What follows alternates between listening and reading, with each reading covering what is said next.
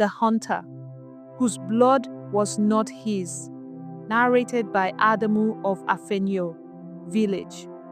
I swear to you, by the spirit of my mother's bones, this is not a tale to make children sleep. What I saw with my own eyes, what I touched with these two hands, I will speak it as it happened.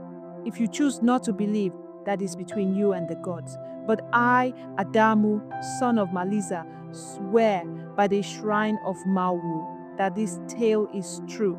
It began in the rainy season, when the wind comes with the smell of wet earth and the drums sound deeper in the valley.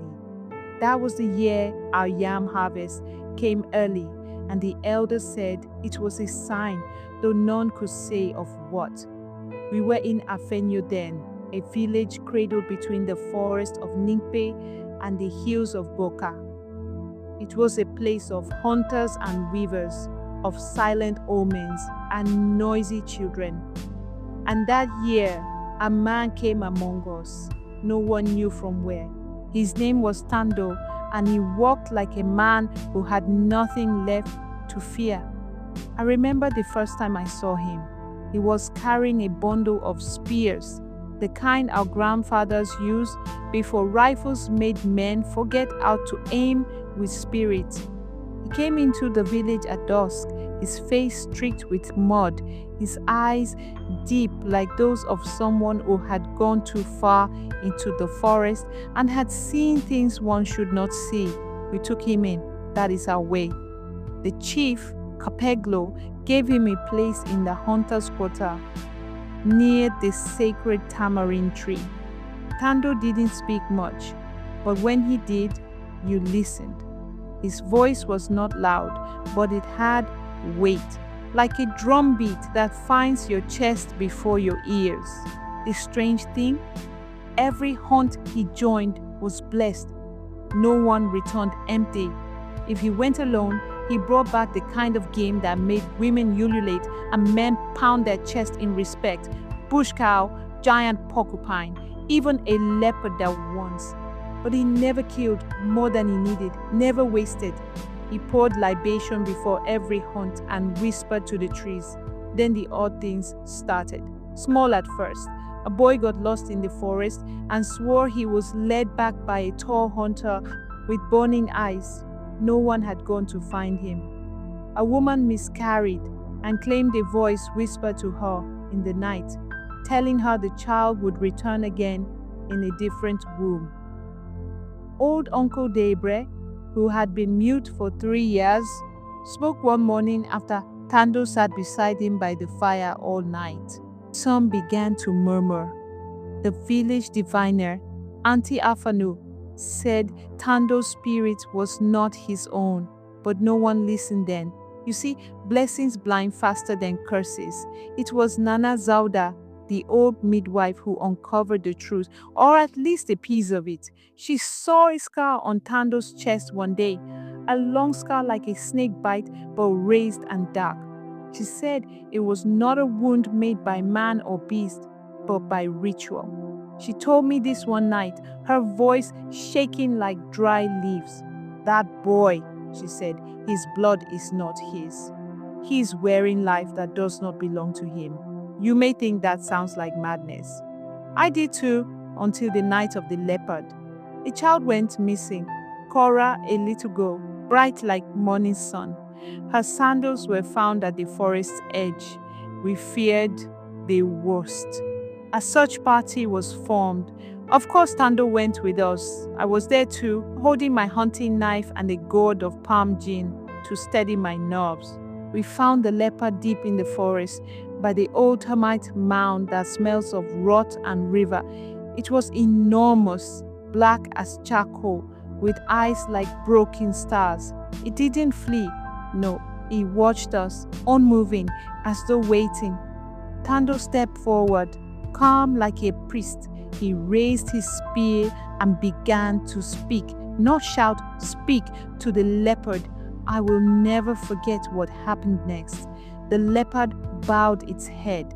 Then, without a sound, it turned and walked away. Behind it, hidden in the tall grass, was Cora, unharmed, asleep. but warm, like she'd just come from her mother's arms. We stood there, stunned. Not a single word passed among us. Only Tando knelt and touched the ground, whispering thanks. That night, the elders called a secret meeting.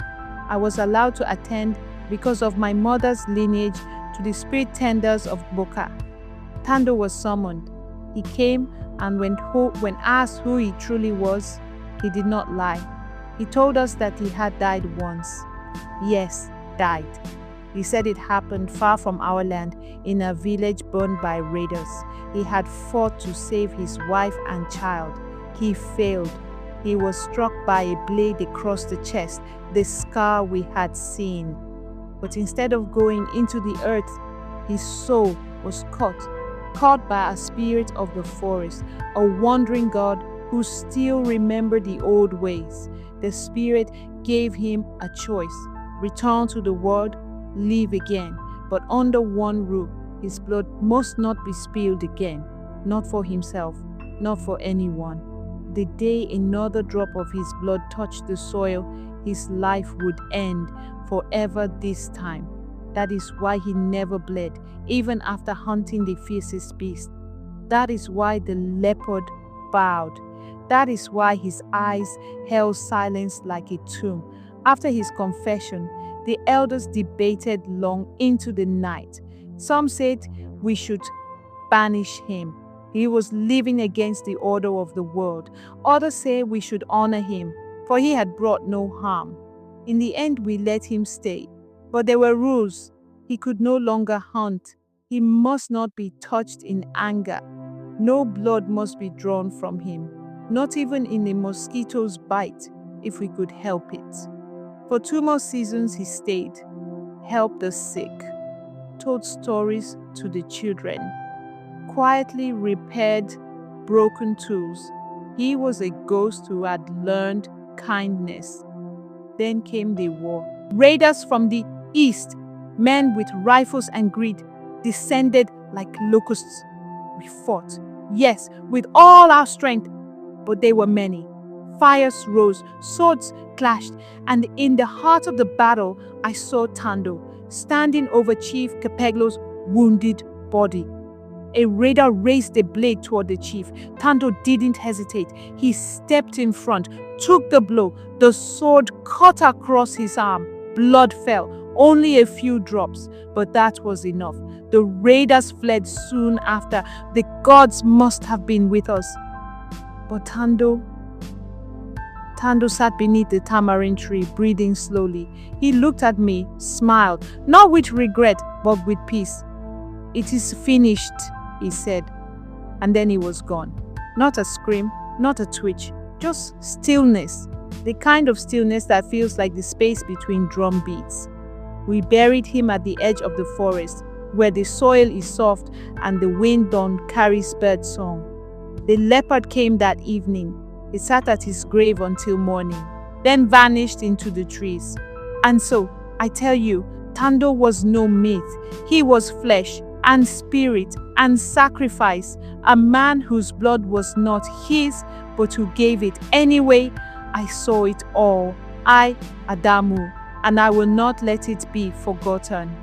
The end.